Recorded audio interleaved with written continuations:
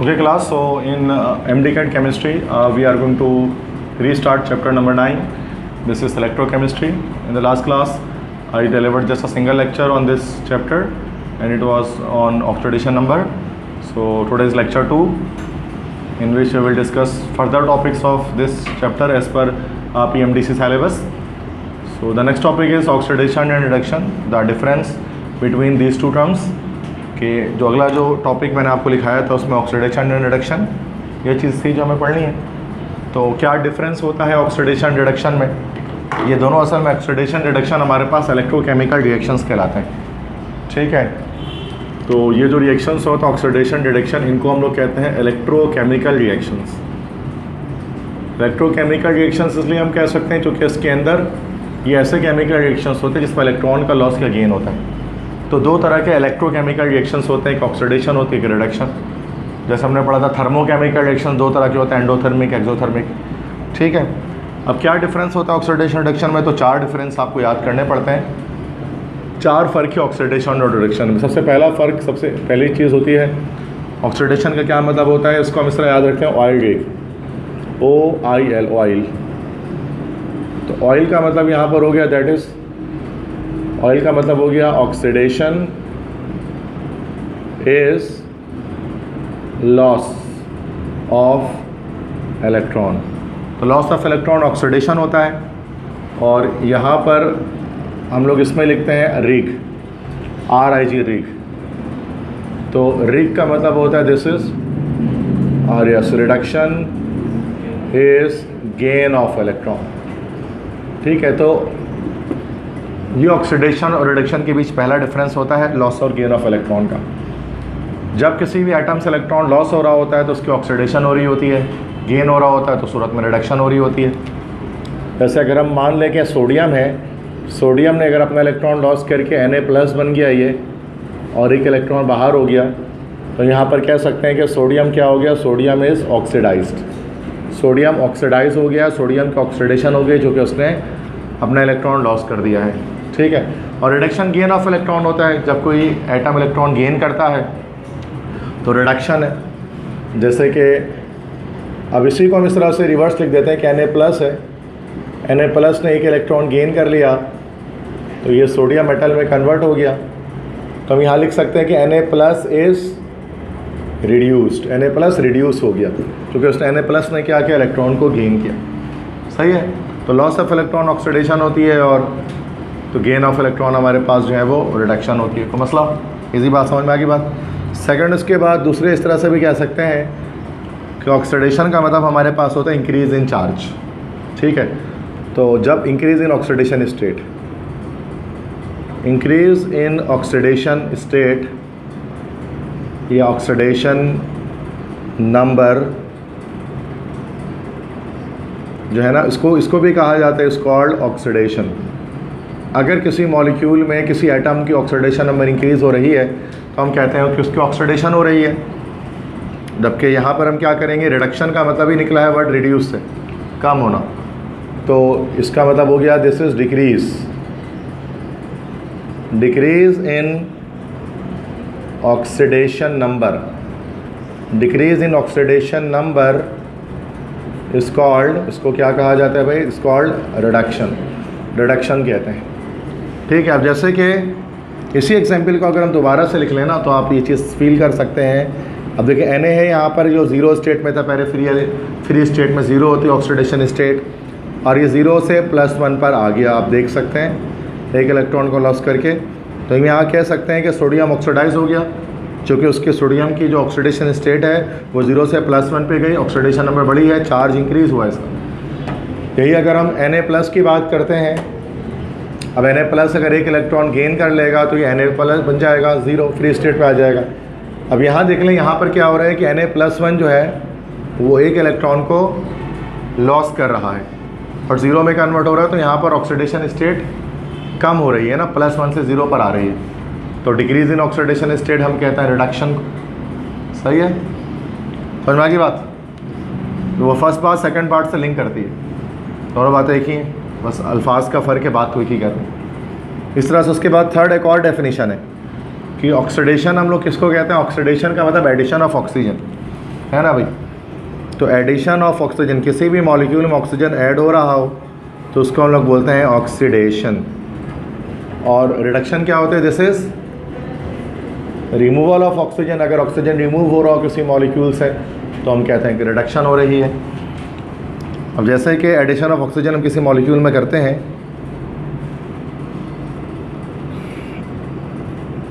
जैसे कि एक मॉलिक्यूल हमारे पास है फॉर्मेल्डिहाइड का। अब ये फॉर्मेल्डिहाइड है HC डबल बॉन्ड OH। अब अगर हम इसकी ऑक्सीडेशन करेंगे तो उसकी ऑक्सीडेशन करने पर क्या होगा कि इसमें एक ऑक्सीजन का इजाफा हो जाएगा और ये क्या बन जाएगा? कार्बोक्सिलिक एसिड बन जाता है, फॉर्मिक एसिड। एल्डिहाइड्स के ऑक्सीडेशन से आपको पता है कि हमारे पास ऑर्गेनिक एसिड्स बनते हैं, कार्बोक्सिलिक एसिड्स बनते हैं। तो यहाँ पर ऑक्सीडेशन हो गई, हम कह सकते हैं फॉर्मेल्डिहाइड की। क्यों ऑक्सीडेशन हो गई? जिसके इसमें ऑक्सीजन गेन हो रहा है, ऐड हो रहा है। अब रिमूवल ऑफ ऑक्सीजन में क्या करेंगे? इसी को उल्टा कर देंगे। अब हम यहाँ पर कार्बोक्सिलिक एसिड ले लेते हैं। अब अगर हम इसकी रिडक्शन करेंगे किसी भी रिड्यूसिंग एजेंट की मौजूदगी में तो क्या होगा? इसमें से ऑक्सीजन रिमूव हो जाएगा और ये क्या बन जाएगा? फॉर्मेल्डिहाइड। तो यहाँ रिमूवल ऑफ ऑक्सीजन हो गई, ठीक है। तो यहाँ पर क्या हो गया? यहाँ पर जो फॉर्मेल्डिहाइड था ये क्या हो गया? फॉर्मेल्डिहाइड यहाँ पर ऑक्सीडाइज हो गया ना भाई। और यहाँ पर फॉर्मिक एसिड के साथ क्या हो गया? फॉर्मिक एसिड रिड्यूस हो गई, उसकी रिडक्शन हो गई, तभी एल्डिहाइड की फॉर्मेशन हुई, ठीक है। ये भी एक तरह से होता है ऑक्सीडेशन रिडक्शन को जब हम पहचानते हैं। एक और चौथा तरीका होता है हाइड्रोजन की टर्म्स में भी हम बता सकते हैं। यस बिल्कुल। अब चूंकि एडिशन ऑफ ऑक्सीजन है तो यहाँ पर हम लोग लिखते हैं रिमूवल ऑफ हाइड्रोजन। तो हाइड्रोजन की जो रिमूवल है, किसी मॉलिक्यूल से अगर हाइड्रोजन रिमूव हो रहा है तो इसको भी हम लोग कहते हैं दिस इज कॉल्ड ऑक्सीडेशन। और यहाँ पर अगर हम बात करें तो this is addition of hydrogen. तो एडिशन ऑफ हाइड्रोजन, अगर किसी मॉलिक्यूल में हाइड्रोजन ऐड हो रहा है तो उस सूरत में हम कहते हैं कि दिस इज एक्चुअली रिडक्शन। अब इसकी मिसाल हम ले लेते हैं, जैसे कि अगर हम ले लेते हैं अल्कोहल ले लेते हैं कोई, ठीक है। अब अल्कोहल है CH3OH। अब इसमें से अगर हम हाइड्रोजन को लॉस कराएंगे तो ये बन जाएगा हमारा CH2O और ये हाइड्रोजन यहाँ से निकल गया, ठीक है। तो यहाँ पर आप देख सकते हैं कि दो हाइड्रोजन यहाँ से रिमूव हुआ तो फॉर्मेल्डिहाइड की फॉर्मेशन हुई। हाइड्रोजन की रिमूवल हो गया ना यहाँ से, तो हाइड्रोजन रिमूव हो गया तो हम ये कह सकते हैं यहाँ पर जो मिथानॉल है या मिथाइल अल्कोहल है वो ऑक्सीडाइज हो गया। क्यों हो गया? चूँकि रिमूवल हो गया इसमें से हाइड्रोजन की। तो अल्कोहल्स के जब ऑक्सीडेशन करते हैं तो आपको पता है एल्डिहाइड बनता है। तो ये फॉर्मेल्डिहाइड बना हमारे पास CH2O, यही है CH2, ये रहा है ना CH2। तो यहाँ पर हम कह सकते हैं methyl alcohol is oxidised. Methyl alcohol यहाँ पर ऑक्सीडाइज हो गया। लेकिन अब यहाँ पर हम इसका उल्टा कर लेते हैं। अब हम फॉर्मेल्डिहाइड लेते हैं और इसमें अगर हाइड्रोजन को ऐड कर दें तो ये CH3OH हो जाएगा, अल्कोहल बन जाएगा, रिवर्स हो जाएगा। एल्डिहाइड्स की रिडक्शन से अल्कोहल की फॉर्मेशन होती है। तो ये हमारे पास यहाँ पर जो फॉर्मेल्डिहाइड है वो क्या हो गया? Formaldehyde is reduced. रिड्यूस से मुराद यहाँ पर ये हो रहा है कि ये फॉर्मेल्डिहाइड यहाँ पर दो हाइड्रोजन को गेन कर रखे जो है वो मिथाइल अल्कोहल की फॉर्मेशन कर रहा है। तो इस तरह से चार तरह से हम लोग क्या कर सकते हैं बच्चों, जो है वो रिडक्शन और ऑक्सीडेशन को एक्सप्लेन कर सकते हैं। समझ में आ गई बात सबको? तो मसला उसके बाद हम देखते हैं रेडॉक्स रिएक्शन।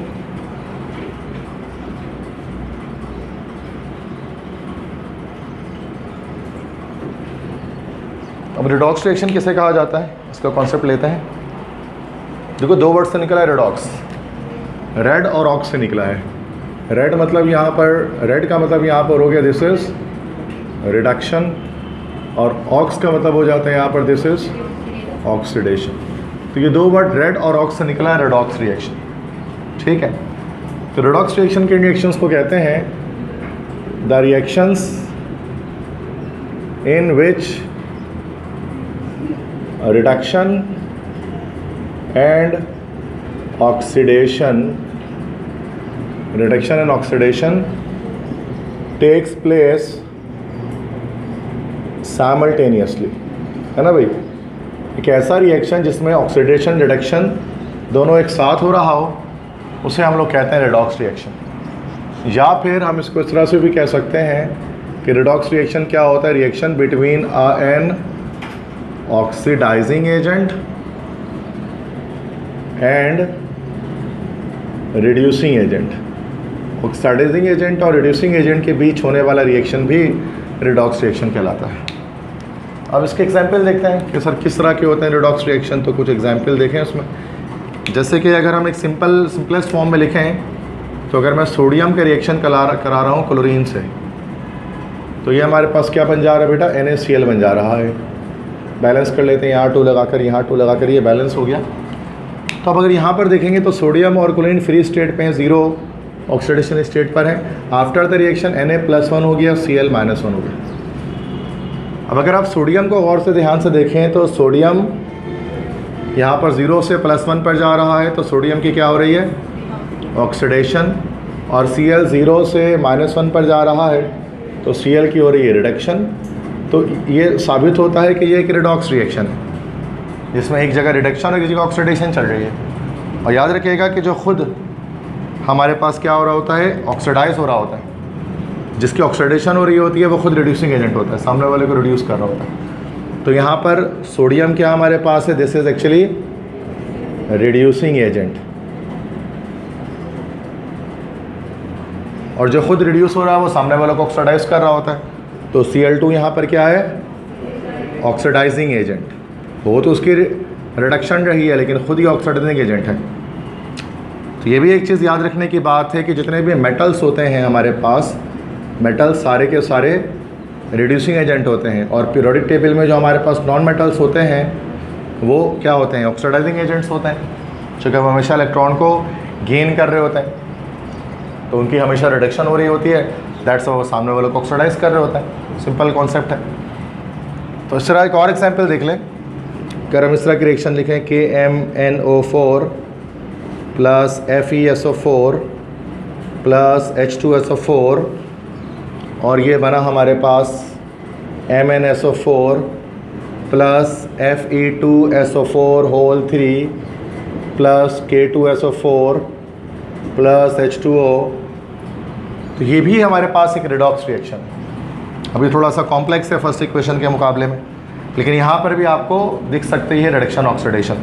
जैसे KMnO4 में मैंगनीज़ यहाँ +6 पर है ना भाई, मैंगनीज़ +6 पर है, और यहाँ मैंगनीज़ +6 से +2 पर आ गया, क्योंकि सल्फेट हमें पता है -2 हो जाती है, +2 होगी। तो यहाँ पर हम मैंगनीज़ के बारे में देखेंगे तो इस लिहाज से देखेंगे तो यहाँ पर क्या चल रही है, रिडक्शन चल रही है। इसलिए हमारा जो KMnO4 है वो कौन सा एजेंट हो गया, ऑक्सीडाइजिंग एजेंट होता है। इस वजह से पोटेशियम पर मैग्नेट, पता ही होगा आपको। इसी तरह से अब आयरन फेरस सल्फेट की बात करेंगे, यहाँ तो Fe+2 है, क्योंकि सल्फेट -2 होता है। और यहाँ पर Fe अब इवेंटली इंटरचेंज करेंगे तो यहाँ पर Fe जो है वो +3 आ रहा है। तो यहाँ आयरन की बात कर लेते हैं। Fe के लिहाज से अगर हम देखेंगे तो यहाँ पर +2 से +3 होता है, तो यहाँ पर क्या हो रही है, ऑक्सीडेशन हो रही है। अब चूँकि ऑक्सीडेशन हो रही है तो यहाँ जो FeSO4 है, फेरस सल्फेट है, ये कौन सा एजेंट हो गया हमारे पास, दिस इज रिड्यूसिंग एजेंट। तो हम ये भी कह सकते हैं कि रिडॉक्स रिएक्शन क्या होता है, जिसमें एक रिडक्शन ऑक्सीडेशन दोनों एक साथ टेक प्लेस लेती है। ये हम ये कह सकते हैं कि जब कभी एक ऑक्सीडाइजिंग एजेंट एक रिड्यूसिंग एजेंट से रिएक्शन करता है तो ये रिडॉक्स रिएक्शन कहलाता है। बात समझ में आ गई।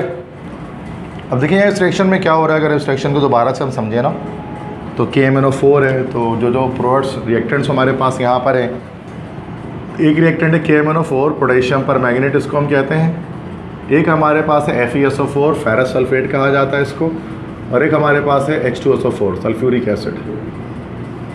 तीनों का रिएक्शन और बहुत मशहूर रिएक्शन है रिडॉक्स रिएक्शन में।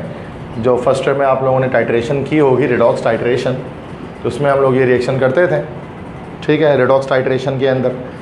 ये तो KMnO4 है, इसका नाम हमारे पास होता है, दिस इज़ कॉल्ड पोटेशियम पर मैंगनेट। सुना होगा नाम आपने इसका, पोटेशियम पर मैंगनेट। और ये FeSO4 है, इसको हम लोग बोलेंगे फेरस सल्फेट। तो फेरस सल्फेट बोलने की वजह यह है इसको कि इसमें आयरन +2 चार्ज का है। आयरन जब +2 होता है तो फेरस होता है, चूँकि सल्फेट -2 है तो ये +2 होगा तो क्या होगा, ओवरऑल 0 हो जाएगा ये चार्ज, ठीक है। तो इस लिहाज से Fe +2 +3 दो ही चार्ज में एग्जिस्ट करता है, तो +2 होता है +3 होता है। आयरन जो होता है। अच्छा, ये जो होता है सल्फ्यूरिक एसिड जो यहाँ पर हमने लिया है, ये जस्ट एक मीडियम के तौर पे इस्तेमाल हो रहा है, इसका रिएक्शन में कोई इतना ख़ास रोल नहीं होता है, ठीक है। ये मीडियम है, एक लिक्विड मीडियम प्रोवाइड कर रहा है इसको बस, ठीक है, एसिडिक मीडियम दे रहा है। तो आपको पता है KMnO4 जो है पोटेशियम पर मैंगनेट है, वो एसिडिक, बेसिक, न्यूट्रल किसी भी मीडियम में रिएक्शन दे सकता है। तो हमने एसिडिक मीडियम यूज़ कर लिया है। अब यहाँ पर बेटा अगर हम देखें तो मैंगनीज़ कितना है ऑक्सीडेशन नंबर में, तो Mn को देखेंगे ऑक्सीडेशन नंबर, तो ये +1 है पोटेशियम, ऑक्सीजन -8 हो गया, तो ये जैसे कल हमने पढ़ा था +7 निकल गया मैंगनीज़, ठीक है। तो ये और आयरन तो मैंने यहाँ पर बता दिया आपको +2 है। अब जब रिएक्शन होगा तो रिएक्शन तो थोड़ा कॉम्प्लेक्स रिएक्शन है, ये रिडॉक्स रिएक्शन है, ये डायरेक्ट डबल डिस्प्लेसमेंट ऐसा प्लस माइनस के मिलने से नहीं हो रहा है, ठीक है। अब एक जगह इसकी हमारे पास है रिडक्शन, ये रिडक्शन होकर बन रहा है मैंगनीज सल्फेट MnSO4, इसकी हो जा रही है ऑक्सीडेशन, ऑक्सीडाइज होकर इसमें एक चार्ज बढ़ जा रहा है, तो Fe2SO4 होल 3 बन जा रहा है। इसके बाद ये जो K है ये इस SO4 से रिएक्शन करके बना रहा है, ये इस वाले SO4 से रिएक्शन करके K2SO4 बना रहा है, और उसके अलावा जो बाकी जो ऑक्सीजन है ये इस H2 के साथ रिएक्शन करके वाटर के साथ निकल जा रहा है। तो ये तरह से 4 अलग अलग प्रोडक्ट हमें ऑब्टेन हो रहे हैं। अब इसके अंदर जो मेन चीज़ देखने की है, जो समझने की है, तो बहुत कुछ इसके अंदर, लेकिन जो मेन चीज़ देखने की है कि मैंगनीज़, अब यहाँ पर आप देख लो कि ये सल्फेट -2 है, तो मैंगनीज़ कितना हो गया, +2 हो गया।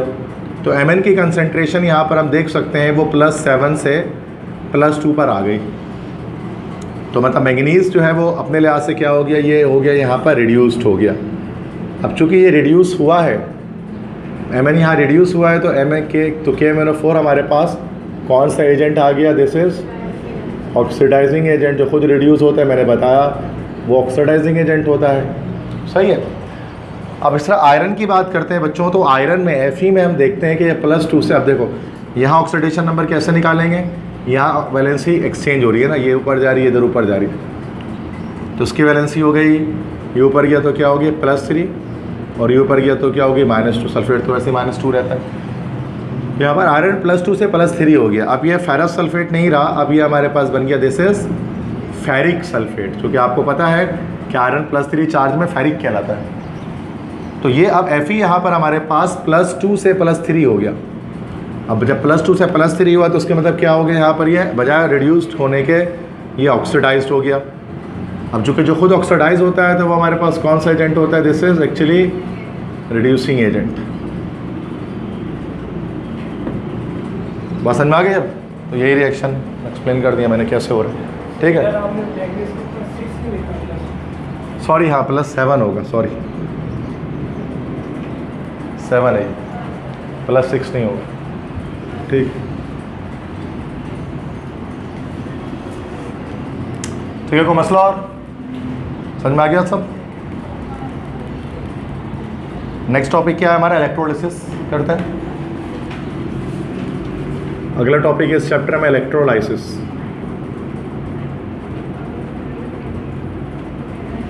देखो इसमें एप्टीट्यूड में इसलिए हम जल्दी कंप्लीट कर लेते हैं एक चैप्टर को, क्योंकि उसमें हमें वर्डिंग ज़्यादा नहीं लिखनी होती है, और ये ज़्यादा बेहतर कॉन्सेप्चुअल होता है। जो एप्टीट्यूड के लेक्चर होता है ना बस्बत इंटरमीडिएट के लेक्चर से, इंटर में 75% टाइम तो हमें लिखवाने में लगता है बच्चों को वर्डिंग्स।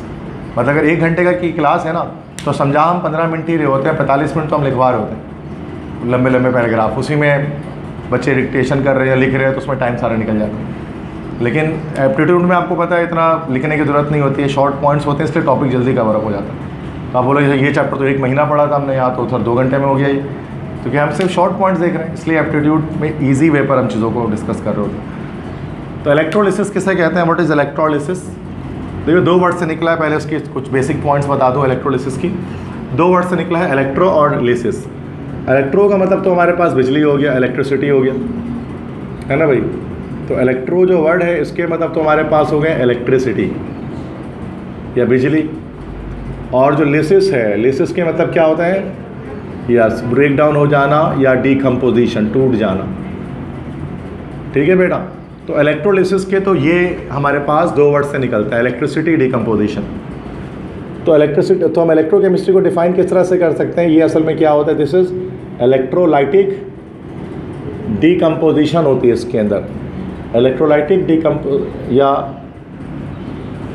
इलेक्ट्रोलाइटिक तो नहीं कह सकते हैं, इलेक्ट्रिकल डिकम्पोजिशन ये कह सकते हैं। तो इलेक्ट्रिकल डिकम्पोजिशन होती है इसके अंदर ऑफ एन इलेक्ट्रोलाइट। किसी इलेक्ट्रोलाइट की इलेक्ट्रिकल डिकम्पोजिशन को इलेक्ट्रोलिसिस कहा जाता है, जिसमें हम इलेक्ट्रोलाइट को इलेक्ट्रिसिटी करंट पास करके उसके आइंस में ब्रेक डाउन कर देते हैं। ठीक है, अब इलेक्ट्रिकल डिकम्पोजिशन तो समझ में आ गया। डिकम्पोजिशन रिएक्शन क्या होता है, जिसमें एक कंपाउंड है वो क्या होता है बेटा, अपने एलिमेंट्स में ब्रेक हो जाते हैं, इसी को कहते हैं डिकम्पोजिशन। ठीक है, और इलेक्ट्रोलाइट किसे कहा जाता है, व्हाट इज़ इलेक्ट्रोलाइट? हर वो सब्सटेंस जिससे एक्वस या मोल्टन स्टेट में करंट पास हो सके। ठीक है, तो इलेक्ट्रोलाइट किसे कहते हैं? इलेक्ट्रोलाइट असल में एक सॉल्यूशन होता है जो करंट कंडक्ट करता है। ठीक है, आ सॉल्यूशन विच कंडक्ट्स इलेक्ट्रिसिटी। सही बेटा, पता ही बात सबको। वो सॉल्यूशन जो करंट को कंडक्ट कर सके उसको इलेक्ट्रोलाइट कहा जाता है। और एक नॉन इलेक्ट्रोलाइट होता है जो करंट को कंडक्ट नहीं करता। जब हम इलेक्ट्रोलिसिस की बात करते हैं तो इलेक्ट्रोलाइट की बात होती है, फिर नॉन इलेक्ट्रोलाइट का कोई तस्करा इस टॉपिक के अंदर नहीं आता। जैसे नॉन इलेक्ट्रोलाइट शुगर सोल्यूशन है या पेट्रोल है, ठीक है, या यूरिया है सोल्यूशन है, इन सब का इसमें कोई काम नहीं है, तो उन सबसे करंट ही पास नहीं होता। यहाँ बात करेंगे उन सॉल्यूशंस की जिससे करंट पास हो सकता है। अब इलेक्ट्रोलाइट असल में हमारे पास सारे कौन से सॉल्यूशन हो सकते हैं? सॉल्ट सॉल्यूशन ना बेटा।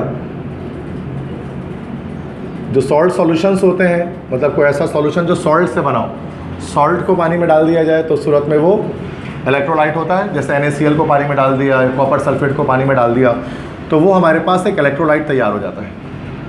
तो इलेक्ट्रोलाइट की डिकम्पोजिशन होती है इलेक्ट्रिसिटी के प्रेजेंस में, उसको इलेक्ट्रोलिसिस कहा जाता है। अब इसके अंदर होता है क्या बेटा, इसके अंदर जो इलेक्ट्रिकल एनर्जी है, तो इलेक्ट्रिकल एनर्जी कन्वर्ट्स इनटू कौन सी एनर्जी? Chemical energy. इसमें इलेक्ट्रिकल एनर्जी को केमिकल एनर्जी में कन्वर्ट किया जाता है। क्योंकि हम इलेक्ट्रिसिटी देते हैं, इससे एक केमिकल रिएक्शन हो रहा होता है। तो या फिर हम इस तरह से भी कह सकते हैं, इसमें क्या होता है कि इलेक्ट्रिकल एनर्जी ड्राइव्स आ रिडॉक्स रिएक्शन, है ना बेटा। इलेक्ट्रिकल एनर्जी की मदद से हम रिडॉक्स रिएक्शन करवा रहे होते हैं, रिडक्शन ऑक्सीडेशन चल रही होती है, ये बात भी हो सकती है। अगली बात आपको पता है रिएक्शन कैसा होता है बेटा, नॉन स्पॉन्टेनियस होता है। क्या ये नॉन स्पॉन्टेनियस रिएक्शन होता है इलेक्ट्रोलिसिस? जब तक करंट पास कर रहे हैं तब तक रिएक्शन होता रहेगा, जैसे ही आप करंट पास करना रोकोगे वैसे रिएक्शन स्टॉप हो जाएगा। तो नॉन स्पॉन्टेनियस स्पॉन्टेनियस प्रोसेस तो नहीं है।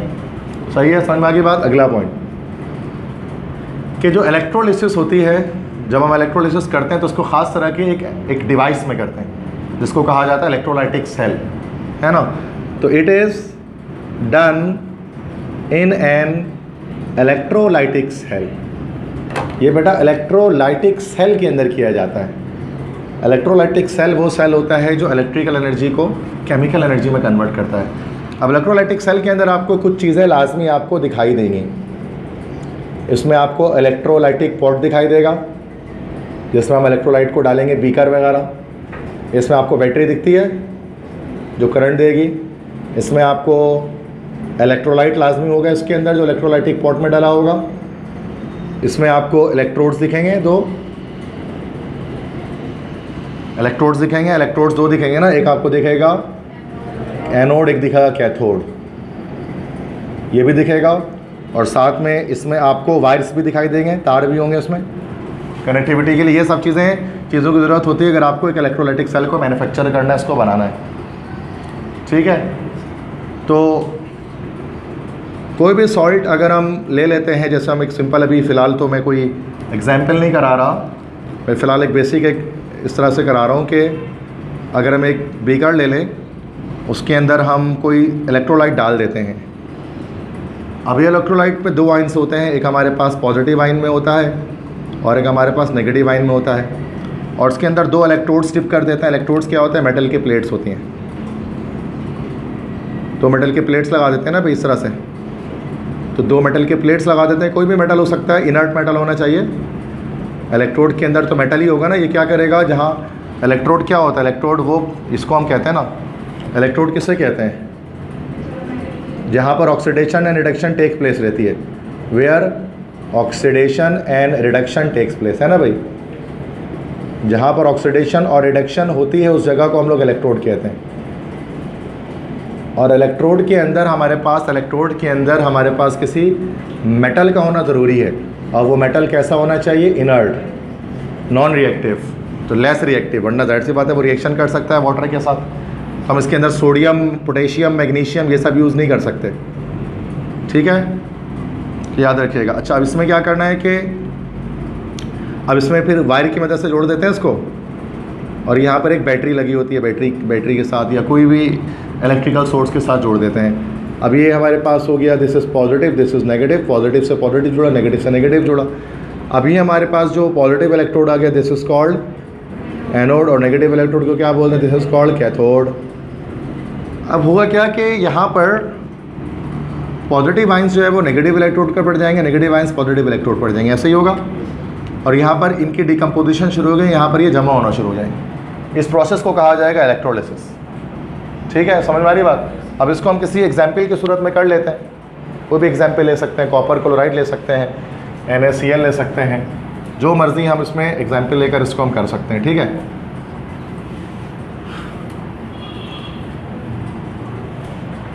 अब जैसे कि मैं इसमें एग्जाम्पल में NaCl ले लेता हूँ, कुछ भी कर सकते हैं, ठीक है ना, सबके लिए सेम तरह से होगा। इलेक्ट्रोलाइट तो कोई भी हो सकता है, किसी के लिए भी कर सकते हैं। तो यहाँ पर मैं आपको करके दिखाता हूँ electrolysis of NaCl, electrolysis of NaCl। और जो NaCl जिस वक्त हम यूज़ करेंगे इसके अंदर वो कैसा होगा? मोल्टन NaCl होगा। मोल्टन मतलब लिक्विड स्टेट में पिघला हुआ NaCl, ठीक है। तो सेम इसी तरह से ये डायग्राम जैसे यहाँ पर मैं बना देता हूँ, ये हमारे पास मोल्टन NaCl के लिए ये जो मैंने बनाया है यहाँ पर, this is actually an electrolytic pot, सही ना बेटा?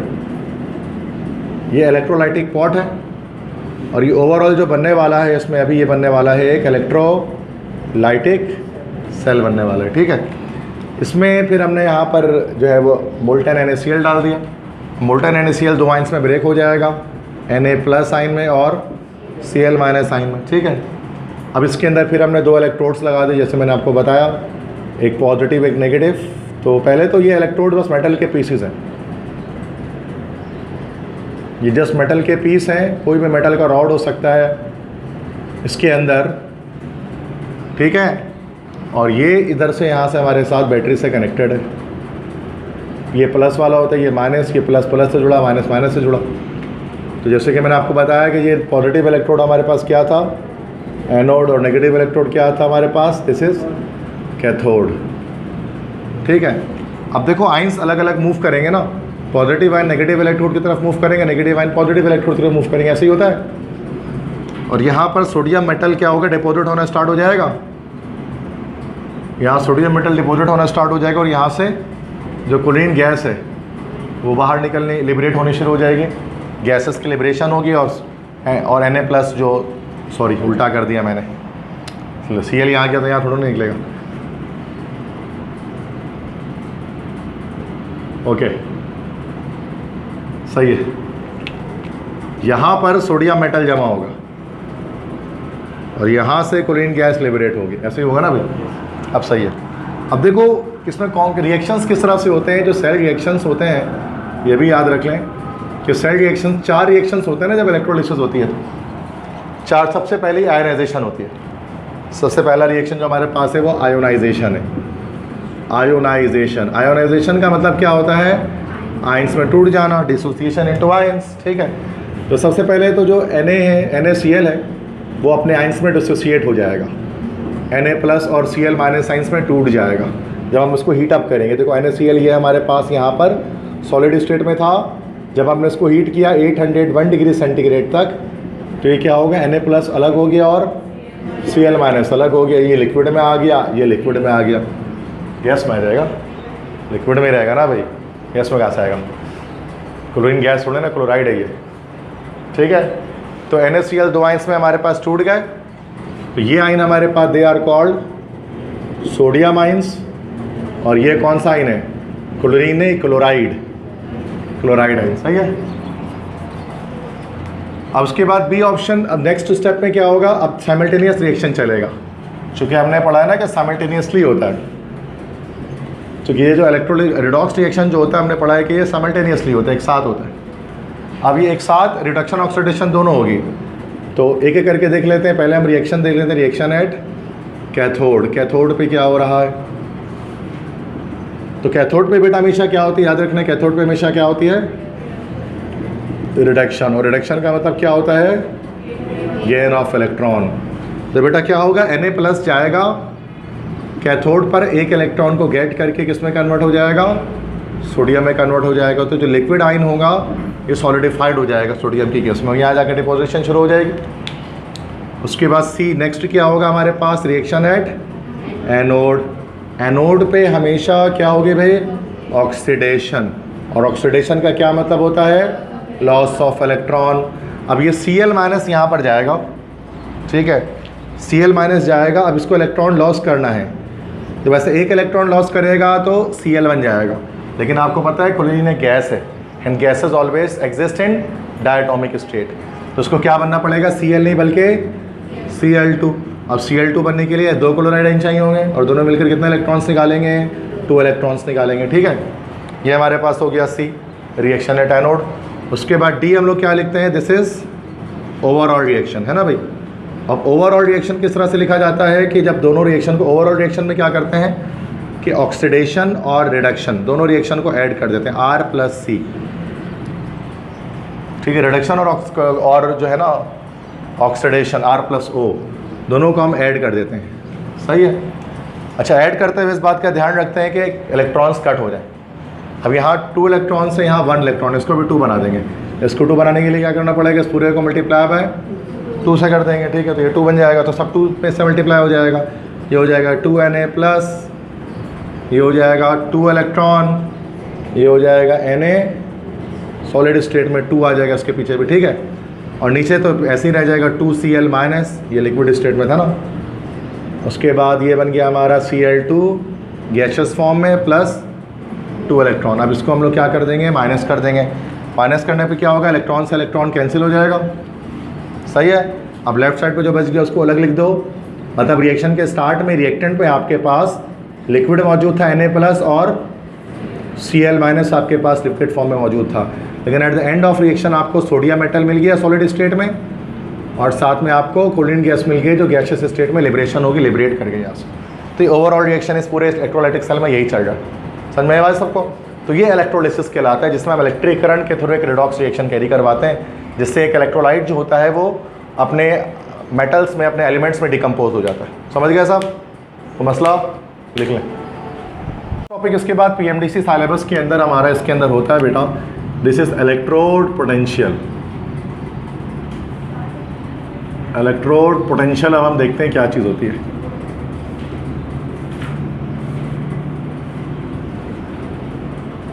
पोटेंशियल के मतलब क्या होता है? ताकत, कुव्वत या सलाहियत। पोटेंशियल टेंडेंसी, सलाहियत को कहा जाता है पोटेंशियल, ठीक है।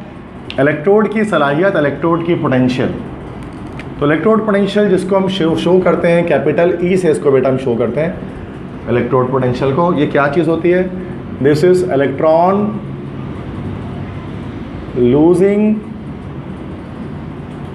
और गेनिंग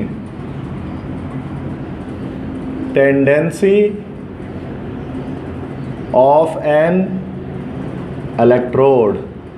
किसी इलेक्ट्रोड की इलेक्ट्रॉन लॉस या गेन करने की सलाहियत जो है वो इलेक्ट्रोड पोटेंशियल कहलाती है। अब थोड़ा सा कंफ्यूजिंग हो सकता है आपको इस ये डेफिनेशन जो है, चूँकि इलेक्ट्रोड तो सर मेटल होता है, मेटल तो हमेशा इलेक्ट्रॉन को लॉस कर रहे होते हैं, ये इलेक्ट्रॉन गेनिंग टेंडेंसी कैसे हो सकती है किसी मेटल की, ठीक है। इसके लिए आपको एक चीज़ समझनी पड़ेगी। अब हमें इलेक्ट्रोड पोटेंशियल को छोड़ना पड़ेगा 5 मिनट के लिए, हमें कुछ और समझना पड़ेगा। हमें समझना पड़ेगा बेटा सेल या इलेक्ट्रोकेमिकल सेल के बारे में थोड़ा सा जानना पड़ेगा।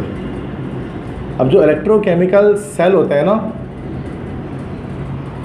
इलेक्ट्रोकेमिकल सेल ये 2 तरह के हमारे पास होते हैं। एक हमारे पास कहलाता है, one is called electrolytic cell, दूसरा हमारे पास कहलाता है this is called voltaic cell, जिसको हम लोग जो है वो गैल्वेनिक सेल भी कहते हैं, वोल्टाइक सेल या गैल्वानिक सेल, एक ही बात है। अब दोनों बेटा दोनों एक दूसरे के अपोजिट्स हैं। इलेक्ट्रोलाइटिक सेल में क्या होता है कि इसके अंदर इलेक्ट्रिकल एनर्जी जो है वो कन्वर्ट किस में हो रही होती है, जैसा भी हमने देखा पिछले टॉपिक में, इलेक्ट्रिकल एनर्जी केमिकल में। इसमें उल्टा हो रहा होता है ना भाई। इसमें क्या हो रहा होता है कि जो एक केमिकल एनर्जी है वो कन्वर्ट हो रही होती है इलेक्ट्रिकल एनर्जी में, डिफरेंट है। तो वोल्टाइक सेल, ये हमें इसके अंदर इसको समझना पड़ेगा वोल्टाइक सेल को, तो इलेक्ट्रोड पोटेंशियल आपको पता लगेगा, ठीक है। तो वोल्टाइक सेल क्या चीज़ होती है, वोल्टाइक सेल या गैल्वानिक सेल।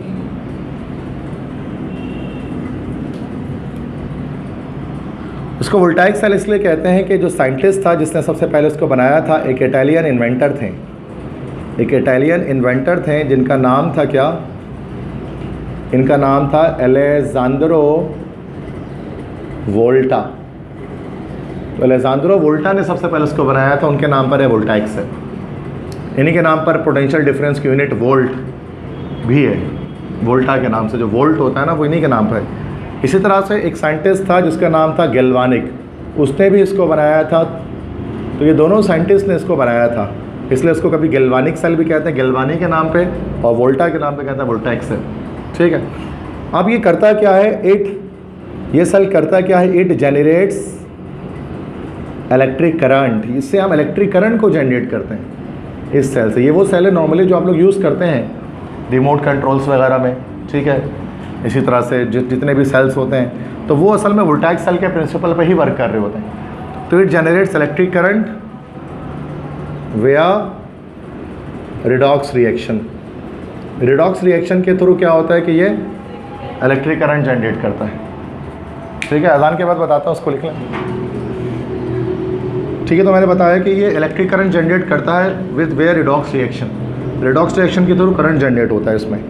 और वोल्टाइक सेल जो है ना, 2 हाफ सेल पर मुश्तमिल होता है। तो it consist of 2 half cells, 2 half cells होते हैं जिन पर ये मुश्तमिल होता है, जिनको कनेक्ट किया जाता है, connected with the help of a salt bridge, जिनको एक सॉल्ट ब्रिज की मदद से क्या किया जाता है, इनको कनेक्ट किया जाता है, ठीक है। तो सॉल्ट ब्रिज करता क्या है, सॉल्ट ब्रिज 2 काम करता है। Salt bridge completes the circuit, circuit complete करता है, एंड और साथ में प्रोवाइड करता है, provides positive and negative ions, positive और नेगेटिव आइंस को प्रोवाइड करता है। इस चीज़ को करने के लिए to maintain electrical neutrality, electrical neutrality को मेंटेन करने के लिए ये पॉजिटिव और नेगेटिव चार्जेस को प्रोवाइड कर रहा होता है, ठीक है। किसको भाई, जो है वो हाफ सेल्स को। अब इसको समझना पड़ेगा, इसको डायग्राम से हम समझ सकते हैं तो शायद ज़्यादा क्लियर बात समझ में आए जो मैं बोलना चाह रहा हूँ यहाँ पर। तो अभी मैंने इलेक्ट्रोड पोटेंशियल के बारे में बताया कि इलेक्ट्रॉन लूजिंग या गेनिंग टेंडेंसी होती है, वो इलेक्ट्रोड पोटेंशियल कहलाती है, ठीक है। अच्छा, इलेक्ट्रोड पोटेंशियल जो है ना वो 2 तरह की होती है। एक तरह से, एक हम जैसे इलेक्ट्रोड पोटेंशियल है ना, अब इसको हम 2 तरह से देख सकते हैं। इलेक्ट्रोड पोटेंशियल जिसको हम लोग कैपिटल ई से शो करते हैं, ये 2 तरह की हो सकती है। अब एक इलेक्ट्रॉन लूजिंग टेंडेंसी है, इलेक्ट्रॉन लूज करने की टेंडेंसी हो सकती है, और एक होती है इलेक्ट्रॉन गेनिंग टेंडेंसी। तो दोनों अलग अलग है। इलेक्ट्रॉन लॉस करने की जो टेंडेंसी है उसको हम लोग बोलते हैं, जो कि लॉस ऑफ इलेक्ट्रॉन क्या कहलाता है, ऑक्सीडेशन। तो उसको हम लोग बोलते हैं this may be called as oxidation potential, oxidation potential, जिसको हम ई ऑक्स से लिख सकते हैं। और इलेक्ट्रॉन गेनिंग टेंडेंसी क्या कहलाएगी हमारे पास, this is called reduction potential. तो रिडक्शन पोटेंशियल को हम लोग शो करने के लिए ई लिखेंगे कैपिटल ई, और सबस्क्रिप्ट में रेड लिख देंगे। तो ये 2 तरह की होती है, ठीक है। और याद रखिएगा कि जो ऑक्सीडेशन पोटेंशियल है ना, वो इन्वर्स होती है रिडक्शन पोटेंशियल के, दोनों एक दूसरे का एडिटिव इन्वर्स होते हैं। जैसे अगर ये वाले प्लस में होती है तो उसका मैग्नीट्यूड सेम होता है लेकिन साइन अलग होता है माइनस में, ठीक है। तो ये चीज़ तो मैं इलेक्ट्रोड पोटेंशियल दो तरह की होती है। अब इसमें जो दो मेटल्स लगाए जाते हैं, दो इलेक्ट्रोड्स यूज़ किए जाते हैं, उनके डिफरेंट इलेक्ट्रोड पोटेंशियल होते हैं, ठीक है। एक की ऑक्सीडेशन पोटेंशियल ज़्यादा होती है, एक की रिडक्शन पोटेंशियल ज़्यादा होती है, ठीक है। तो electrode having high E ox, जिसकी हाई ऑक्सीडेशन पोटेंशियल होती है, वो क्या करता है, लॉस करता है इलेक्ट्रॉन को, एंड इलेक्ट्रोड हैविंग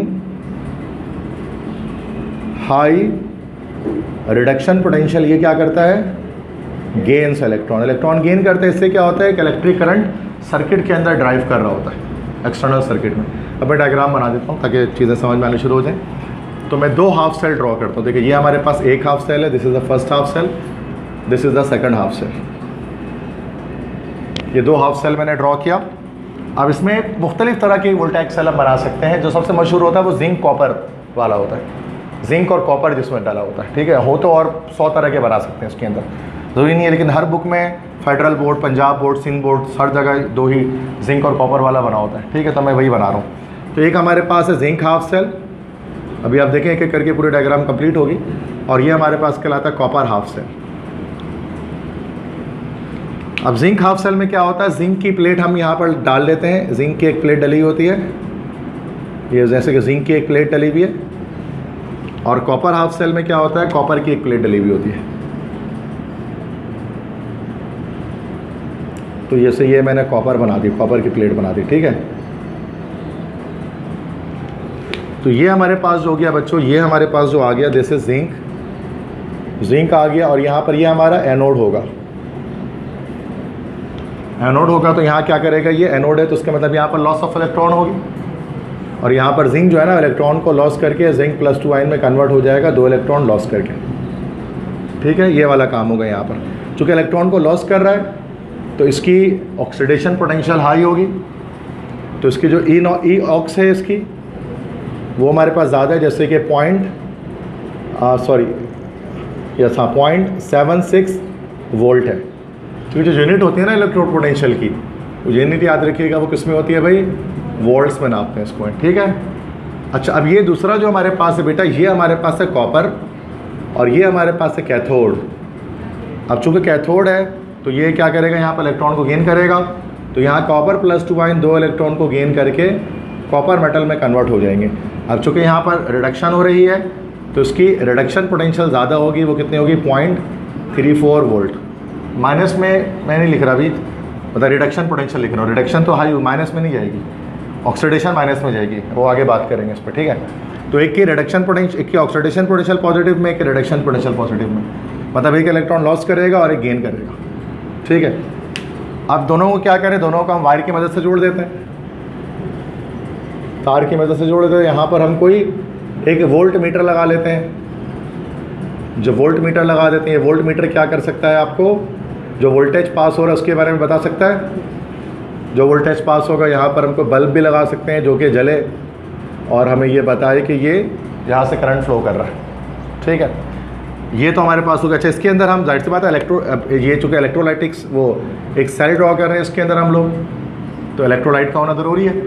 तो उसके अंदर जो जिंक हाफ सेल में जो इलेक्ट्रोलाइट होता है वो क्या होता है, जिंक सल्फेट। ये जिंक सल्फेट होता है 1 मोलर, और यहाँ पर 1 मोलर हम लोग डाल लेते हैं कौन सा सॉल्यूशन भाई, कॉपर सल्फेट, CuSO4 डल जाता है, ठीक है। तो ये इलेक्ट्रोलाइट्स। अभी क्या है कि यहाँ पर ये सेल सर्किट कंप्लीट नहीं है, सर्किट ओपन है। सर्किट कंप्लीट करने के लिए हम लोग सॉल्ट ब्रिज लगाते हैं, पता है ये बात सबको। अब सॉल्ट ब्रिज कैसे लगेगा, इस तरह से सॉल्ट ब्रिज लग जाता है। ये डायग्राम बनाई होगी आपने इससे पहले भी, मैं इसको समझा रहा हूँ ये डायग्राम है क्या। ये चीज़ हमारे पास लग गई, this is actually called a salt bridge, जो सर्किट को क्या कर दे रहा है, कंप्लीट कर दे रहा है।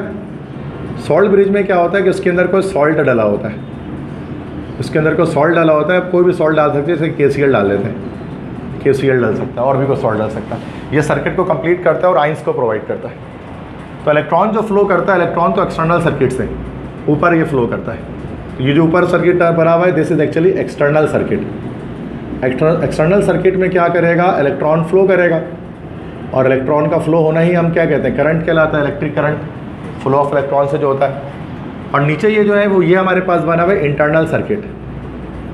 अभी जो इंटरनल सर्किट होता है इससे हमारे पास इलेक्ट्रॉन फ्लो नहीं करता, इससे क्या होता है बेटा, आइंस फ्लो करते हैं। तो सॉल्ट ब्रिज से आइंस की फ्लो होती है, ठीक है, वो K+ और Cl- आइंस जाते हैं। तो जैसे ये सर्किट कंप्लीट होता है तो होगा क्या कि जिंक क्या करेगा, इलेक्ट्रॉन को लॉस करेगा, 2 इलेक्ट्रॉन को लॉस करके वो 2 इलेक्ट्रॉन कहाँ आ जाएंगे बेटा, यहाँ पर इस वायर में आ जाएंगे वो 2 इलेक्ट्रॉन्स, ठीक है, जो इलेक्ट्रॉन लॉस करेगा। फिर वो इलेक्ट्रॉन मूव करना शुरू कर देंगे इस तरह से, और यहाँ फ्लो होना शुरू हो जाएगा इलेक्ट्रॉन का, और इलेक्ट्रॉन का फ्लो ही करंट कहलाता है। तो ये जो बल्ब होगा ये जल उठेगा, यहाँ से ये बल्ब जल जाएगा, और यहाँ पर एक रीडिंग शो हो रही होगी ये रीडिंग शो हो रही होगी 1.10 वोल्ट करके, एक रीडिंग शो हो रही होगी, कम एक रीडिंग यहाँ पर शो रही होगी 1.10 वोल्ट या 1.10 वोल्ट्स, ठीक है। और ये इस तरह से फ्लो कर रहा है। अच्छा, कॉपर क्या करेगा उस इलेक्ट्रॉन को, ये जो कॉपर +2 आइंस जो आइन के अंदर मौजूद होंगे, जो कॉपर सल्फेट है तो कॉपर +2 आइंस आइन के अंदर मौजूद हैं, वो यहाँ पर क्या करेंगे, कॉपर मेटल में कन्वर्ट होना शुरू हो जाएंगे, जो यहाँ पर आकर डिपॉजिट होना शुरू हो जाएगा। और यहाँ से जिंक क्या होगा, यहाँ से जिंक जो है वो कम होना शुरू हो जाएगा, ठीक है। तो फिर जिंक जो है वो क्या होगा, यहाँ से जिंक Zn+2 आइन की सूरत में सॉल्यूशन में आना शुरू हो जाएगा। तो इस तरह से करंट फ्लो करना शुरू करेगा रिडॉक्स रिएक्शन के थ्रू। कि यहाँ पर जो है वो हमारे पास जिंक पे हम देख सकते हैं कि जिंक पर क्या हो रही है, हमारे पास ऑक्सीडेशन हो रही है, और कॉपर मेटल यहाँ पर हमारे पास क्या हो रही है, रिडक्शन। और इसी के नतीजे में क्या हो रहा है, हमारे पास एक इलेक्ट्रिक करंट फ्लो कर रहा है। रिडॉक्स रिएक्शन के थ्रू हम एक इलेक्ट्रिक करंट को ड्राइव कर रहे हैं एक्सटर्नल सर्किट के अंदर। लेकिन ये हमेशा नहीं चलता रहेगा, ये 2 वजह से रुकेगा। पहली वजह से क्यों रुकेगा कि जब ये जिंक मेटल यहाँ पर हमारे पास ख़त्म हो जाएगा, तो जिंक होगा ही नहीं, तो इलेक्ट्रॉन लॉस ही नहीं हो सकेगा, तो उस सूरत में बैटरी डिस्चार्ज हो जाएगी या करंट फ्लो नहीं करेगा, ठीक है। दूसरी सूरत में ये भी हो सकती है ना कि अगर हम सॉल्ट ब्रिज ना लगाएं, बच्चे कहते हैं सर सॉल्ट ब्रिज आपने क्यों लगाया, आप यहाँ कॉपर का वायर ही डाल देते तो भी ये सर्किट कंप्लीट कर देता। तो सॉल्ट ब्रिज लगाने की वजह, चूँकि देखो जब बहुत ज़्यादा जिंक +2 आइंस यहाँ पर बढ़ना शुरू हो जाते हैं ना, बहुत सारे जिंक +2 आइंस यहाँ पर आना शुरू हो जाएंगे, तो एक जो है ना वो एक समझ लो क्राउडिंग हो जाएगी जिंक +2 आइन की हर तरफ, समझ गए। तो ये क्राउडिंग हो जाएगी और सल्फेट आइन यहाँ कम होना शुरू हो जाएंगे। तो हमेशा क्या होता है, सॉल्यूशन को न्यूट्रल जाना पड़ता है। तो यहाँ से क्या होगा, सॉल्ट ब्रिज से Cl- आइन यहाँ से आ जाएगा, और ये जिंक +2 को मतलब कि जिंक क्लोराइड के फॉर्म में कन्वर्ट करके यहाँ से सेटल डाउन करवा देगा, ये काम है। तो आइंस यहाँ से Cl- आइन यहाँ से फ़ौरन से फ्लो करना शुरू कर देंगे। इसी तरह से कॉपर +2 आइन सारे के सारे जब यहाँ पर इसमें कॉपर मेटल के सूरत में डिपॉजिट होना शुरू हो जाएंगे, तो एक वक्त आएगा कि सल्फेट की कंसनट्रेशन बढ़नी शुरू हो जाएंगी यहाँ पर SO4- की। तो यहाँ से क्या होगा कि इधर से ये जो K+ है ये यहाँ से निकलेगा और सल्फेट के साथ रिएक्शन करके पोटेशियम सल्फेट बना के सेटल डाउन कर देगा। इससे क्या होगा कि जो सॉल्यूशन है, जो इलेक्ट्रोलाइट है, उसकी इलेक्ट्रिकल न्यूट्रलिटी मेंटेन रहेगी, वो न्यूट्रल रहेगा। तो ये मेंटेन करता है इलेक्ट्रिकल न्यूट्रलिटी को, मेंटेन इलेक्ट्रिकल न्यूट्रलिटी, सही है, जो सॉल्ट ब्रिज का काम है। सर्किट भी कंप्लीट करता है, और ये जो और दोनों तरफ पॉजिटिव और नेगेटिव आइंस को ट्रांसफ़र करके सॉल्यूशन को न्यूट्रल रखता है। ये मेन पर्पस होता है सॉल्ट ब्रिज का एक वोल्टाइक सेल या उसमें गैल्वानिक सेल के अंदर, ठीक है। अब यहाँ पर जो चीज़ देखने के लिए मैं आपको बता रहा हूँ कि देखो इसकी ये इलेक्ट्रॉन लूजिंग टेंडेंसी रख रहा था, तो उसकी ऑक्सीडेशन पोटेंशियल पॉजिटिव में थी। ये कॉपर इलेक्ट्रॉन गेनिंग टेंडेंसी रख रहा था, तो उसकी रिडक्शन पोटेंशियल हाई थी। तो 2 मेटल एक वक्त में अगर एक साथ अगर लगाए जाए तो एक इलेक्ट्रॉन लॉस कर रहा होता है और एक गेन कर रहा होता है अपने रिलेटिव स्ट्रेंथ के लिहाज से। और सेल का वोल्टेज किस तरह से आ जाता है, अगर हम इस पूरे सेल का वोल्टेज निकालना चाहें तो ये कैसे निकल जाएगा, दोनों को प्लस कर दें, दोनों के पोटेंशियल को। अब इसका पोटेंशियल है 0.76, इसका पोटेंशियल कितना है 0.34। जब इन दोनों को प्लस करोगे तो आंसर क्या आ जाएगा 1.10 वोल्ट। तो यही करंट आपको यहाँ पर आप देख सकते हैं शो हो रहा है वोल्ट मीटर में, दोनों का जो समेशन होता है ना वो शो होता है, तो उतने वोल्ट का करंट जनरेट हो रहा होता है किसी भी सेल में। अब तोशिबा सेल जो होता है नॉर्मली जो पेंसिल सेल यूज़ करते हैं वो 1.5 वोल्ट्स का होता है। इसका मतलब जो दोनों इलेक्ट्रोड जो है ना जिसमें लगे हुए हैं उनका जब सम करेंगे उनके इलेक्ट्रोड पोटेंशियल का तो 1.5 आंसर आएगा। तो इसका मतलब ये होता है दुनिया के हर सेल इसी एक बेसिक प्रिंसिपल पे वर्क कर रहे होते हैं, लेकिन ये सेल कहीं इस्तेमाल नहीं होता। वोल्टाइक सेल तो आज से 200-250 साल पहले बनाया गया था। अब इस सेल का तो कोई इस्तेमाल नहीं है, एक से एक सेल लिथियम सेल और इस तरह के सेल्स हमारे पास आज आ चुके हैं जो बहुत ज़्यादा एनर्जी प्रोवाइड करते हैं, बहुत ज़्यादा कंपेटेबल भी होते हैं। तो लेकिन सब के सब काम इसी प्रिंसिपल पर कर रहे होते हैं। वर्किंग प्रिंसिपल आज तक चेंज नहीं हुआ है, वो आज तक वैसा ही है जैसे पहले था। हाँ, लेकिन हमने कॉम्पेटेबल कर दिया है, छोटा कर दिया है चीज़ों को, एफिशिएंट कर दिया है, फास्ट कर दिया है, ये सब कर दिया है साइंस ने, लेकिन प्रिंसिपल चेंज नहीं कर सकते, वो वही चलेगा जो 300 साल पहले था। सही बात है ना। अच्छा, अब इस पर ये चीज़ तो मैंने आपको बताई कि बेटा कि क्या चीज़ होती है, इलेक्ट्रोड पोटेंशियल। ठीक है, अब इलेक्ट्रोड पोटेंशियल को मेजर किस तरह से किया जाता है, तो वो चीज़ हम देख लेते हैं कि how to measure electrode potential. ठीक है, तो कैसे बताते हैं कि सर ये कितना आ रहा है। तो यहाँ पर अब हम करते हैं मेजरमेंट ऑफ इलेक्ट्रोड पोटेंशियल। अब इलेक्ट्रोड पोटेंशियल को मेजर करने के लिए, अच्छा, जो इलेक्ट्रोड पोटेंशियल मेजर की जाती है वो की जाती है स्टैंडर्ड इलेक्ट्रोड पोटेंशियल मेजर किया जाता है। अब तरह क्या फ़र्क है ये भी देख लो। एक तो सिर्फ ई होता है, ई होता है जिसको हम लोग कहते हैं this is called electrode potential, है ना भाई। और जो ई जो होता है ना, इसकी जो वैल्यू होती है इसको डिटरमाइन नहीं किया जा सकता, इसकी एब्सोल्यूट वैल्यू डिटरमाइन नहीं कर सकते। ई की जो वैल्यू है ना, कैपिटल ई की वैल्यू, ये डिटरमाइन नहीं की जा सकती, कैन नॉट बी डिटरमाइंड। तो फिर हम डिटरमाइन क्या करते हैं, हम डिटरमाइन करते हैं ई नॉट डिटरमाइन करते हैं। ई नॉट क्या चीज़ होती है, this is called standard electrode potential. सही है ना भाई, इसको हम मालूम कर सकते हैं, स्टैंडर्ड इलेक्ट्रोड पोटेंशियल। अब ये मालूम किया जा सकता है। तो ये जो वैल्यूज़ मैं लिख रहा होता हूँ ना, ये सब ये जो वैल्यूज़ मैं लिख रहा हूँ ये सारे ई नॉट वैल्यूज़ हैं इसकी। ई नॉट ऑक्स है, ई नॉट रेड है, ई नॉट सेल है, ये सब ई नॉट वैल्यूज़ होती हैं। यही चीज़ मालूम की जाती है, सिर्फ ई मालूम नहीं की जा सकती। अब इसको कैसे मालूम किया जाता है, इट कैन बी डिटरमाइंड, इसको मालूम किया जा सकता है कैसे, विद द हेल्प ऑफ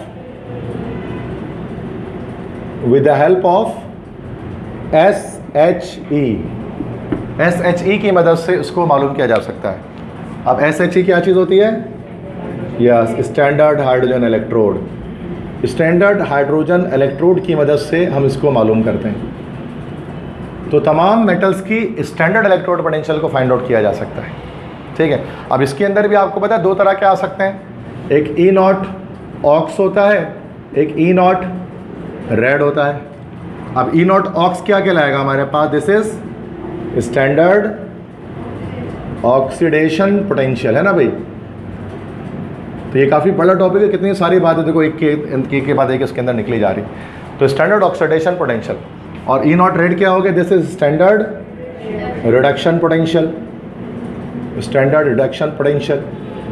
अब ये दोनों ही मालूम किया जा सकता है स्टैंडर्ड हाइड्रोजन इलेक्ट्रोड की मदद से। लेकिन अक्सर क्या होता है कि हम लोग ई नॉट ऑक्स के बजाय ई नॉट रेड मालूम कर रहे होते हैं, और जो वैल्यू भी डिटरमाइन कर रहे होते हैं स्टैंडर्ड रिडक्शन पोटेंशियल की मालूम कर रहे होते हैं, कॉपर, जिंक या किसी की भी। ठीक है, कर तो वो भी सकते हैं, स्टैंडर्ड बना दिया गया किसी एक को कि हम इसको मालूम कर लेंगे। बजाय ऑक्सीडेशन पोटेंशियल के लिहाज से बात करने में हम रिडक्शन पोटेंशियल के लिहाज से बात करेंगे। है तो दोनों रेसिप्रोकल नहीं दूसरे के। भाई अगर आपकी परसेंटेज बनी है मिसाल के तौर पे 80% अगर आपकी आई है फर्स्ट ईयर में, तो हम यही बोलते हैं ना मेरी 80 आई है, हम ये भी तो बोल सकते हैं 20% नहीं आई है। बात तो वही है।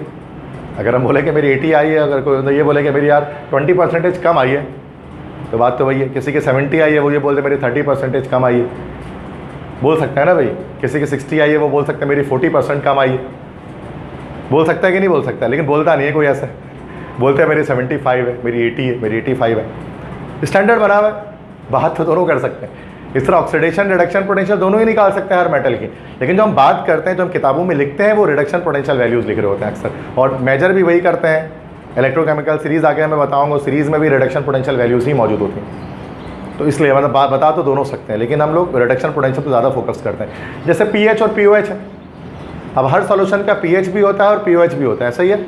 एसिड का पीएच भी होगा, एसिड का पीओएच भी होगा, बेस का पीएच भी होगा, पीओएच भी होगा। लेकिन हम लोग बता क्या रहे होते हैं, हर चीज़ का पीएच बता रहे होते हैं, पीओएच नहीं बता रहे होते हैं। ब्लड टेस्ट भी जब होता है तो उसमें पीएच बताया जाता है, क्योंकि दोनों रेसिप्रोकल टर्म्स एक दूसरे के। सिंपल सी बात है, जिसका पीएच अगर 1 है तो पीओएच 13 हो जाएगा, कॉमन सेंस वाली बात है। अगर किसी का पीएच 13 है तो पीओएच 1 हो जाएगा, कॉमन सेंस वाली बात है। तो हम हमेशा पीएच बताते हैं, तो इससे ज़्यादा जल्दी हम बोलते हैं ना पीएच किसी चीज़ का 3 आप फ़ौरन बोलते हो एसिड है। मैं बोलता हूँ पीएच किसी की चीज़ का 11 है, आप फ़ौरन बोलते हो बेस हो। लेकिन मैं बोल जाए पीओएच किसी चीज़ का 3 है, तो आप कंफ्यूज हो जाएंगे थोड़ी देर के लिए। अब आप फिर सोचेंगे यार पीओएच 3 मतलब ये उल्टा हो गया, 14 - 3 मतलब 11 पीएच निकला, तो ये एसिड है असल। थोड़ा टाइम लगता है ना, पीओएच कोई बोलते हैं तो टाइम लगता है बताने में, पीएच तो विदिन सेकंड्स हम बता देते हैं कि एसिड है कि बेस है कि नहीं। इसी तरह से कोई एक ही वैल्यू ज़्यादा बेहतर तरह से एक्सप्लेन की जाती है, या रिडक्शन या ऑक्सीडेशन, तो हम रिडक्शन पोटेंशियल को ज़्यादा यूज़ करते हैं बनिस्बत ऑक्सीडेशन पोटेंशियल के। और निकाला कैसे जाता है? With the help of standard hydrogen electrode. बात समझ में आ रही है यहाँ तक? पहले इसको लिखें यहाँ तक, फिर बात करते हैं स्टैंडर्ड हाइड्रोजन इलेक्ट्रोड पर। अभी टॉपिक खत्म नहीं हुआ, मिटाना पड़ेगा, लिख लें पहले ये सब।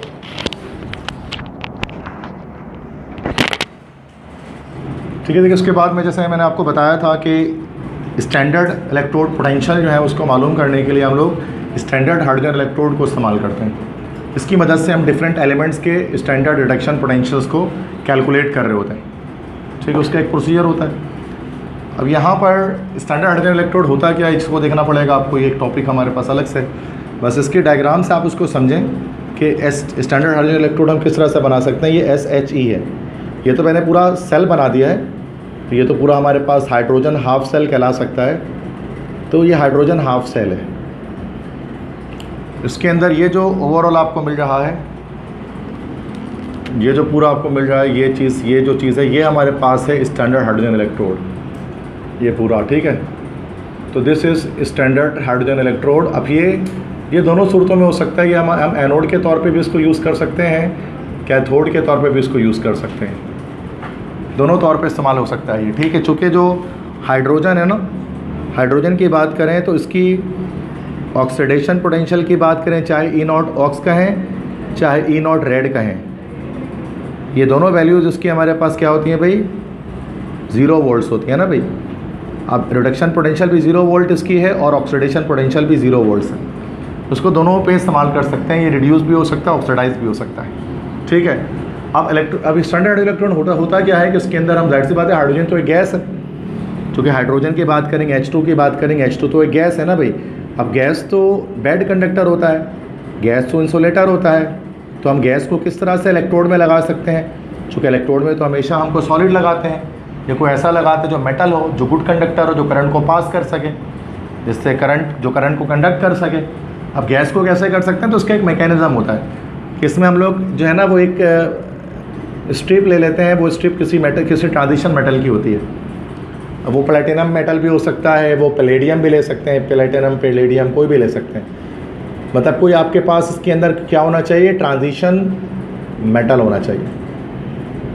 और ट्रांजिशन मेटल्स के बारे में एक बात हम जानते हैं कि ट्रांजिशन मेटल्स के अंदर हमारे पास, इनके अंदर वॉइड्स होते हैं ना, वॉइड्स होते हैं, या जिसको आप लोग इंटरस्टिशियल स्पेसेस भी कहते हैं, पता है? इनके अंदर इंटरस्टिशियल स्पेसेस होते हैं। इट मीन्स कि अगर आप इसको इलेक्ट्रॉन माइक्रोस्कोप के अंदर अगर आप इसके एटम्स को देखोगे तो ये एटम्स इस तरह से जो जुड़े होंगे ना, प्लेटिनम के PT, अगर आप इसको जूम करो तो ये जो एटम्स प्लेटिनम के जुड़े होंगे तो यहाँ पर आपको गैप दिखाई दे रहा होगा। तो ये गैप आपको, ये गैप दिखाई दे रहा है इसके अंदर, इस गैप को हम लोग कहते हैं, this gap is called void कहा जाता है, इसको टेट्राहेड्रल वॉइड कहा जाता है, या फिर हम इसी को जो है वो इंटरस्टिशियल स्पेसेस भी कहते हैं। अब इन छोटे छोटे एटम जैसे हाइड्रोजन जैसे छोटे एटम इसके अंदर एड्जॉर्ब हो सकते हैं, मतलब हाइड्रोजन जैसा जो छोटा एटम हो सकता है वो छोटा एटम इसके अंदर एड्जॉर्ब हो जाता है, इसके सरफेस के ऊपर एड्जॉर्ब हो जाता है, एड्जॉर्प्शन हो जाती है। तो क्या करते हैं, यहाँ पर ये प्लैटिनम मेटल हमने लगाया है, छोटा सा पीस इसका प्लैटिनम का, पैलेडियम भी हो सकता है, कोई भी दूसरा ट्रांजिशन मेटल भी हो सकता है, जिसके एटम्स बड़े हों, बिग एटम्स होंगे तो वॉइड बनना आसान होगा, छोटे एटम्स के इंटरस्टिशियल स्पेसेस नहीं आ पाते हैं, छोटे आते हैं। तो ट्रांजिशन मेटल्स के उनके एटम बिग साइज़ के होते हैं, तो उनके वॉइड्स, उनके जो इंटरस्टिशियल स्पेसेस भी होते हैं वो भी बड़े आते हैं उनके क्रिस्टल लैटिस के ऊपर। तो उसकी वजह से क्या होता है कि इसके अंदर छोटे छोटे होल्स होते हैं, तो हम इसमें उसको हम किसी एक लाइक सिलेंडर के साथ जोड़ देते हैं इस तरह से, ये ग्लास का बना होता है, और यहाँ से हम हाइड्रोजन गैस को उसके अंदर इंसर्ट करते हैं, यहाँ से हाइड्रोजन गैस उसके अंदर आती है, और ये हाइड्रोजन गैस स्टैंडर्ड कंडीशन पर होती है, मतलब उसका टेम्परेचर 25 डिग्री सेंटीग्रेड होता है, केल्विन में 298 केल्विन, और ये मतलब केल्विन में अगर कहा जाए तो 298 केल्विन होता है, और प्रेशर 1 atm या 760 टोर पर होता है। इस स्टैंडर्ड कंडीशन पर इसमें से हाइड्रोजन गैस हम पास करते हैं, तो हाइड्रोजन गैस क्या होता है, इसके अंदर एड्जॉर्ब हो जाती है जाकर।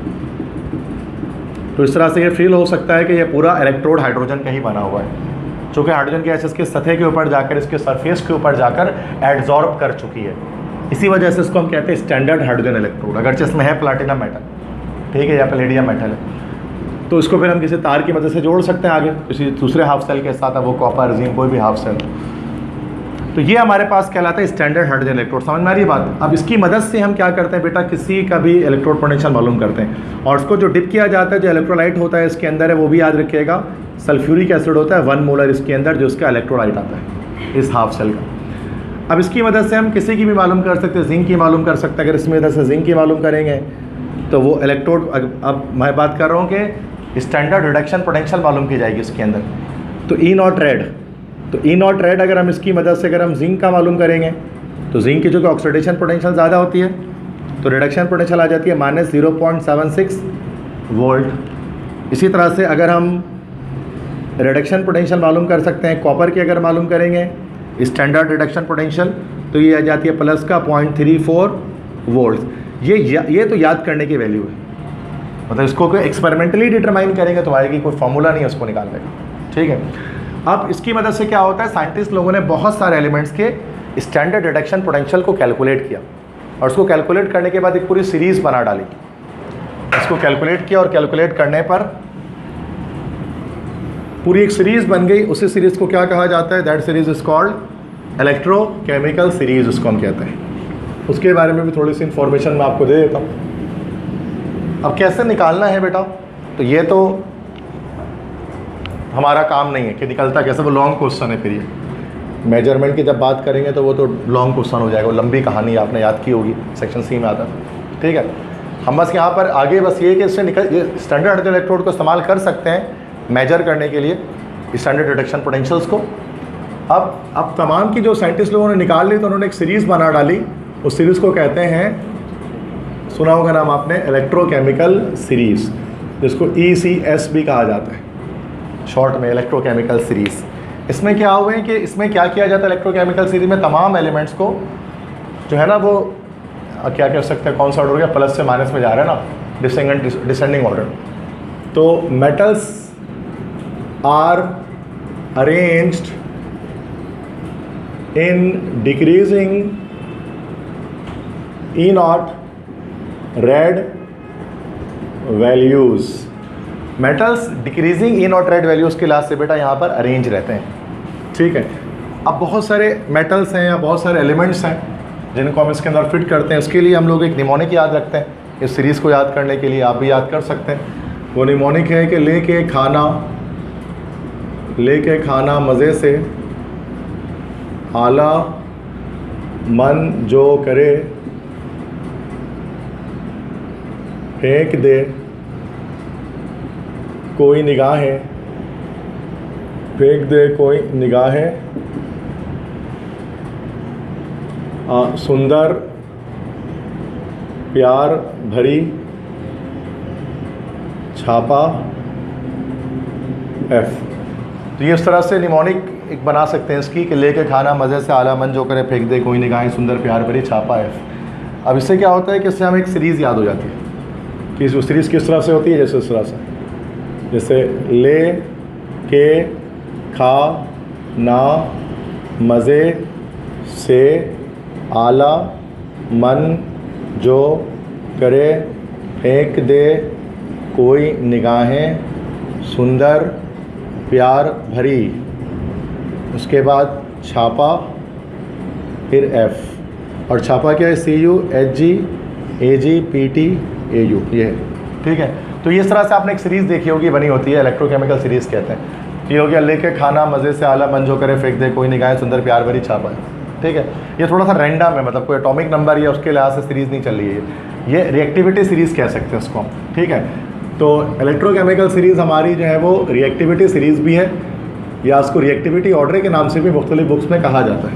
ठीक है, अब यहाँ पर जो चीज़ देखने की, जो समझाने की बात है वो क्या है, ये हाइड्रोजन जो यहाँ पर है ना बेटा, ये हाइड्रोजन। अच्छा, इधर पर अगर मैं इन सब की ई नॉट रेड वैल्यूज़ लिखना शुरू कर दूँ कि ये सारी values E not reduction potential values के लिहाज से है, तो यहाँ पर तो 0 वोल्ट आ रही है। अब यहाँ ऊपर इससे जितनी होगी ना वो सब पॉजिटिव में होगी। तो जैसे यहाँ पर हम कहाँ किसका, जिंक का देख सकते हैं, जिंक का होता है हमारे पास, सॉरी नेगेटिव में होगी ना, डिक्रीजिंग। ओके, मैंने उल्टा कर दिया, इंक्रीजिंग SRP वैल्यूज़ है, डिक्रीजिंग नहीं है। Increasing E not red L values, तो ऊपर वाले माइनस में, फिर जीरो है, फिर प्लस में, तो इंक्रीजिंग ऑर्डर आ रहा है ना ये। तो ये आ रहा है हमारा -0.76 वोल्ट, और यहाँ कॉपर जो हमें दिखता है ये आता है प्लस का 0.34 वोल्ट। तो अब यहाँ हाइड्रोजन से ऊपर और हाइड्रोजन से नीचे वाले एलिमेंट्स में हमें कुछ चीज़ें यहाँ पर ऑब्जर्व करने को मिलेंगी। पहले तो ये सारे हमें यहाँ पर ऑब्जर्व करने को क्या मिलेगा, फिर यहाँ पर हमें, और उसकी मतलब इसके फिर हाइड्रोजन से नीचे मतलब कॉपर से यहाँ तक हमें कुछ अलग चीज़ ऑब्जर्व करने को मिलेगी। तो सबसे पहले ऊपर वाले जिनकी इनकी जो है ना स्टैंडर्ड रिडक्शन पोटेंशियल की वैल्यूज़ क्या है, नेगेटिव है, ठीक है। तो इन सब की जो हाइड्रोजन से ऊपर है इन सब की negative E not red values होंगी। याद नहीं रखना है सबकी, किसी के भी पेपर में आपसे MD कैट में नहीं पूछेंगे। मुझे याद नहीं है तो आपको कहाँ से याद होगा, और जिस मुझे नहीं पता है तो 100% वो चीज़ MD कैट में नहीं पूछेंगे। मतलब इतनी नॉलेज कहाँ से लाओगे तुम उठा के, तो आसान सी बात है। बहुत सारे बच्चे बोलते हैं ना सर याद करना ये वैल्यूज़, भाई आसान सी बात है, मुझे ही नहीं पता है। मुझे क्यों नहीं पता, क्योंकि टेस्ट में आया ही नहीं है। अगर ये 20-25 सालों में कभी भी टेस्ट में आया होता ना तो मैंने याद कर लिया होता है सारा वैल्यू, और मैंने आपको बता भी दिया होता, लेकिन आया ही नहीं आज तक टेस्ट में, तो मैं क्यों याद करूँ और मैं क्यों आपको बताऊँ। और ये आना भी नहीं चाहिए, ये रेफरेंस वैल्यूज़ हैं, ये पूरी दुनिया में इसके लिए चार्ट्स लगे होते हैं, उसकी मदद से हम उसको देखते हैं। जैसे रेफरेंस होती है ना कुछ वैल्यूज़, तो वो रेफरेंस वैल्यूज़ है सारी। तो ये तो ऐसी बात नहीं कि आप इसको याद करेंगे। तो बस ये पता होना चाहिए कि हाइड्रोजन से ऊपर वाली नेगेटिव है। अब negative E not red values हैं और रिएक्टिविटी भी ज़्यादा है इनकी। तो ये सारे जो है, चूँकि रिएक्टिविटी सीरीज़ है ना, तो टॉप से बॉटम जा रहे हैं, तो रिएक्टिविटी हमारे पास डिक्रीज़ हो रही है। तो increasing E not red values जो हैं, और ऑक्सीजन से ऊपर वाले ज़्यादा रिएक्टिव है, ऑक्सीजन से नीचे वाले लेस रिएक्टिव है। तो ये सारे के सारे कैसे हैं, मोर रिएक्टिव मेटल्स हैं, और इन सब के negative E not red values होंगी, तो positive E not x values होंगी इन सब की। सही बात है। तो मतलब इनकी हाई ऑक्सीडेशन पोटेंशियल होगी कि नहीं होगी ना, हाई ऑक्सीडेशन पोटेंशियल, क्योंकि रिडक्शन पोटेंशियल कम है। अब हाई ऑक्सीडेशन पोटेंशियल है तो क्या उसका मतलब they can loss electron easily, कि आराम से इलेक्ट्रॉन लॉस कर सकते हैं ये सारे के सारे। अब आराम से इलेक्ट्रॉन लॉस कर सकते हैं तो क्या ये एनोड बन सकते हैं, तो एनोड बन सकते हैं, क्योंकि एनोड में क्या होती है, हमेशा ऑक्सीडेशन होती है जहाँ इलेक्ट्रॉन लॉस होता है, तो इनको हमेशा एनोड बनाया जाता है, ठीक है। और अगली बात, क्योंकि ये सब के सब आराम से हाई ऑक्सीडेशन पोटेंशियल है, तो they can loss electron easily या दे कैन ऑक्सीडाइज ईजिली। सही बात है। अब चूँकि आराम से ऑक्सीडाइज हो जा रहे हैं तो कौन से एजेंट होंगे, ऑक्सीडाइजिंग के रिड्यूसिंग, बिल्कुल सही जवाब, दे आर रिड्यूसिंग एजेंट्स। कितनी सारी बातें इन सब के बारे में, ये सब के सब ये सारी प्रॉपर्टी रखते हैं। अब इनमें सबसे बेस्ट रिड्यूसिंग एजेंट कौन सा है, इनकी सबसे, यस लिथियम, बिल्कुल लिथियम को कहा जाता है, MCQs में आता है ना ये, लिथियम को कहा जाता है is the best reducing agent among all the elements. अब अगर इसके नीचे आ जाएंगे तो उसको बेटा पलट दो सारी चीज़ें, कॉपर से लेकर इन सब के लिए आप पलट देंगे सारी चीज़ें। अब negative E not red values के बजाय क्या हो जाएंगी, positive E not red values हो जाएंगी। और ये कैसे मेटल्स होंगे, लेस रिएक्टिव मेटल्स होंगे सारे के सारे जो हाइड्रोजन से नीचे वाक़ हो रहे हैं, और इनकी negative E not x values होंगी। सही बात है ना भाई, हाई ऑक्सीडेशन पोटेंशियल के बजाय high reduction potential, high reduction potential आ जाएगी। और क्या आ जाएगी इनकी, अगला दे कैन लॉस के बजाय क्या हो जाएगा, बिल्कुल they can gain electron easily, ये सब के सब आराम से इलेक्ट्रॉन गेन कर लेंगे। अब आराम से इलेक्ट्रॉन गेन कर लेंगे तो उनको क्या बनेंगे, एनोड बनाएंगे, नहीं, इनको कैथोड बनाया जाएगा इलेक्ट्रोकेमिकल सेल्स के अंदर। अब दे कैन ऑक्सीडाइज इजली के बजाय दे कैन रिड्यूस इजली, चूँकि आराम से इलेक्ट्रॉन गेन कर रहे हैं, दे कैन रिड्यूस इजली। और ये रिड्यूसिंग एजेंट है, तो ये कौन से एजेंट होते हैं, दे आर ऑक्सीडाइजिंग। तो देखो बहुत इंपॉर्टेंट MCQs निकलते हैं यहाँ से, इन तमाम एलिमेंट्स के बारे में हो गया, ठीक है। अच्छा देखें, दे आर ऑक्सीडाइजिंग एजेंट। अब बेस्ट ऑक्सीडाइजिंग एजेंट पूछा जाए तो कौन होगा, फ्लोरीन होगा। कितने इंपॉर्टेंट MCQs हैं, आता है हर साल आता है कि बेस्ट ऑक्सीडाइजिंग और बेस्ट रिड्यूसिंग एजेंट पूछ रहे होते हैं ना, तो हम यहाँ बता देते हैं इसके अंदर। समझ में आगे बात। तो जितने भी इसकी मदद से जितने भी ई नॉट रेड की वैल्यू निकलती है उन सबको यहाँ पर हम पुट कर देते हैं, और हमारे पास अलग अलग इन्फॉर्मेशन आनी शुरू हो जाती है। क्लियर है बात, समझ में आगे।